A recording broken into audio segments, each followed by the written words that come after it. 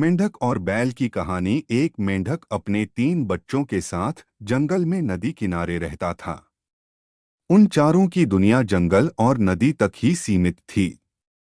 बाहरी दुनिया से उनका कोई वास्ता नहीं था। खाते पीते बड़े आराम और मजे से उनका जीवन कट रहा था। मेंढक हृष्ट-पुष्ट था। उसके बच्चों के लिए वह दुनिया का सबसे विशालकाय जीव था।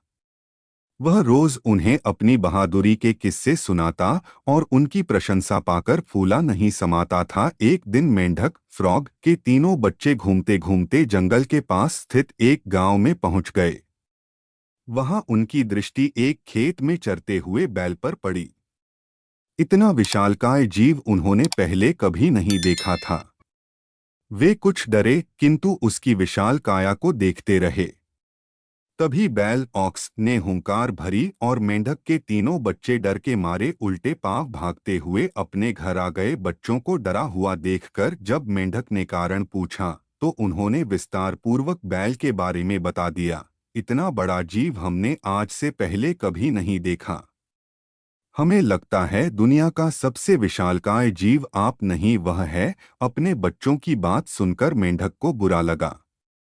उसने पूछा, वह जीव दिखने में कैसा था?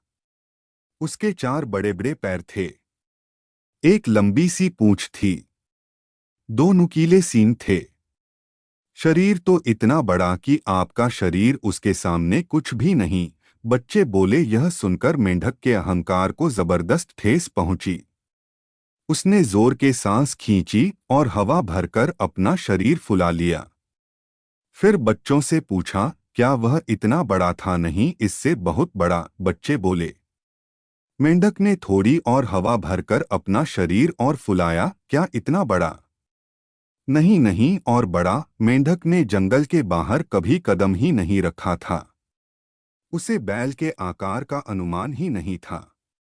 किंतु उसने मानो जिद पकड़ ली थी कि अपने बच्चों के सामने स्वयं को नीचा नहीं दिखाना है। वह जोर से सांस खींचकर ढेर सारी हवा अपने शरीर में भरने लगा।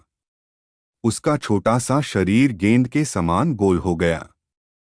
किंतु इतने पर भी वह नहीं रुका।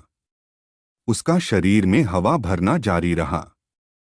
उसने इतनी सारी हवा अपने शरीर में भर ली कि उसका शरीर वह संभाल नहीं पाया और फट गया।